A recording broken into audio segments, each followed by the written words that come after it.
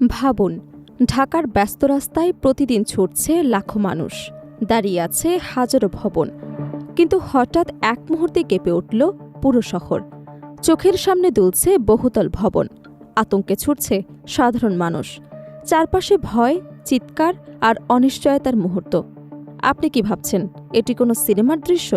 না, একেবারেই নয়। এটি হতে পারে বাস্তব এক ভয়ঙ্কর আশঙ্কার ছবি। শুনতে অবাক লাগলেও সত্য, বাংলাদেশের মাটিতে জমে আছে বিপুল ভূমিকম্প শক্তি, যে শক্তি একদিন বড় ধরনের ভূমিকম্প হয়ে আঘাত হানলে বদলে দিতে পারে একটি শহরের চেহারা।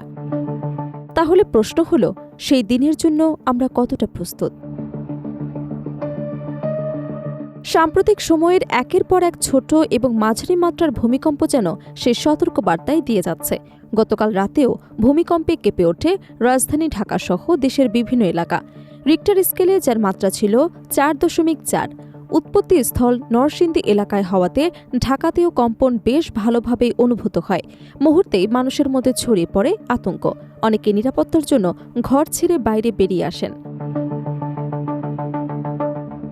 যদিও এই ভূমিকম্প বড় কোনো ক্ষয়ক্ষতি তৈরি করেনি, তবে এটি আবারও সামনে নিয়ে এসেছে বড় এক প্রশ্ন: বাংলাদেশকে প্রস্তুত ভয়াবহ কোনো ভূমিকম্প মোকাবিলায়?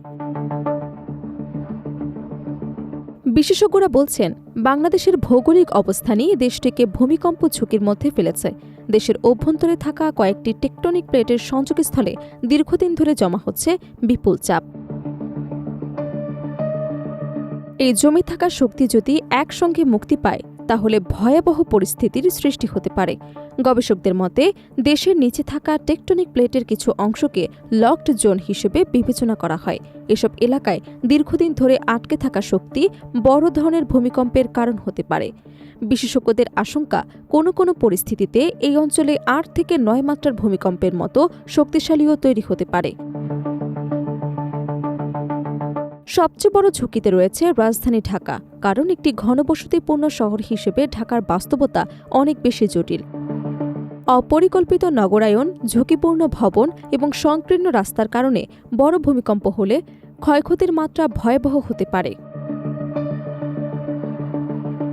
বুয়েটের গবেষকদের তথ্য অনুযায়ী 7 মাত্রার একটি ভূমিকম্প হলে রাজধানীর বিপুল সংখ্যক ভবন মারাত্মকভাবে ক্ষতিগ্রস্ত হতে পারে। অনেক ভবন এমন অবস্থায় রয়েছে যেগুলো বড় ধরনের কম্পন সহ্য নাও করতে পারে। ফলে শুধু ভবন ধস নয়, তৈরি হতে পারে ভয়াবহ মানবিক বিপর্যয়। বিশেষজ্ঞরা বলছেন, ঢাকার অনেক ভবন নির্মাণের সময় ভূমিকম্প সহনীয় নীতিমালা পুরোপুরি মানা হয়নি। ফলে বড় ধরনের দুর্যোগে ভবনের ধ্বংসস্তূপ সরানো, আটকে পড়া মানুষকে উদ্ধার করা এবং জরুরি সেবা পৌঁছে দেওয়াও কঠিন হয়ে পড়তে পারে। আর এখানেই সবচেয়ে বড় উদ্বেগ, এমন দুর্যোগ মোকাবিলায় দেশের প্রস্তুতি এখনও পর্যাপ্ত নয়। দুর্যোগ ব্যবস্থাপনা বিশেষজ্ঞদের মতে, বড় মাত্রার ভূমিকম্পের পর উদ্ধার অভিযান পরিচালনা, ধ্বংসস্তূপ অপসারণ এবং জরুরি সহায়তা দেওয়ার সক্ষমতা আরও বাড়াতে হবে। ঢাকার মতো শহরে একটি বড় ভূমিকম্প শুধু কয়েকটি ভবন ধসের ঘটনা হবে না, এটি হতে পারে দীর্ঘস্থায়ী সংকট। বিদ্যুৎ, গ্যাস, পানি যোগাযোগ ব্যবস্থা সবকিছু একসাথে ভেঙে পড়ার আশঙ্কা থাকে। তবে বিশেষজ্ঞরা বলছেন, ভয় নয়, এখন প্রয়োজন প্রস্তুতি। ঝুঁকিপূর্ণ ভবন শনাক্ত করা, পুরনো ভবন সংস্কার করা, নতুন ভবন নির্মাণে নিয়ম কঠোরভাবে মানা এবং সাধারণ মানুষকে ভূমিকম্প মোকাবিলার প্রশিক্ষণ দেওয়া জরুরি।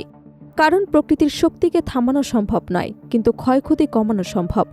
গতকালের কম্পন হয়তো বড় কোনো বিপর্যয় ছিল না, কিন্তু এটি ছিল একটি সতর্ক সংকেত। এখন প্রশ্ন একটাই, বড় ভূমিকম্পের আগে আমরা কি নিজেদের প্রস্তুত করতে পারব, নাকি শুধু ঘটনার পর আফসোসই করব?